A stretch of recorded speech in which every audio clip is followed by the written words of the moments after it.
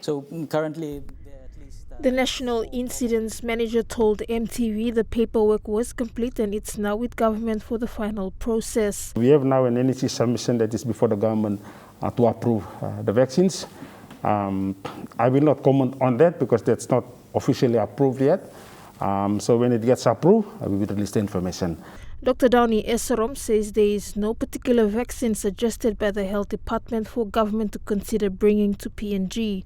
A COVAX facility will actually provide PNG with 20% of the total cost of vaccines.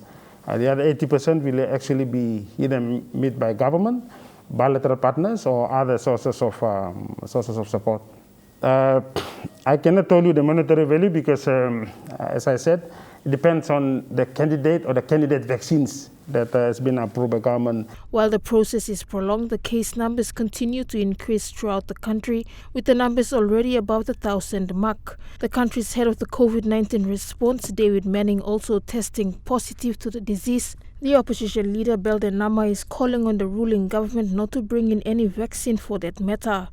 We want the government to hold any bringing in of vaccines either from United States or from China until the government is fully satisfied the people of this country with a comprehensive report that has been tabled on pandemic and its effects upon the population of our country. While the proposal awaits, the health officials have hinted cold storage as a major factor in determining what vaccine might be approved. Looking at a vaccine that is able to be stored between 2 to 8 degrees, this is the sort of temperature where we currently store our vaccines.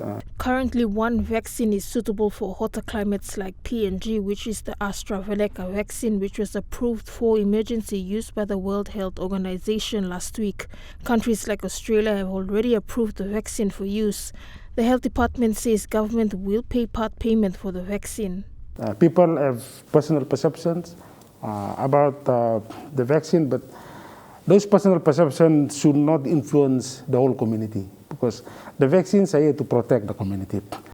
Australia in January promised further close to 300 million kina assistance for vaccines over the next 3 years. Dr. Downey Esserom confirming they will not go out of the COVAX facility arrangement to procure these vaccines, despite many already ordering in thousands outside and leaving poor countries at a disadvantage. And at Cora, National EMTV News.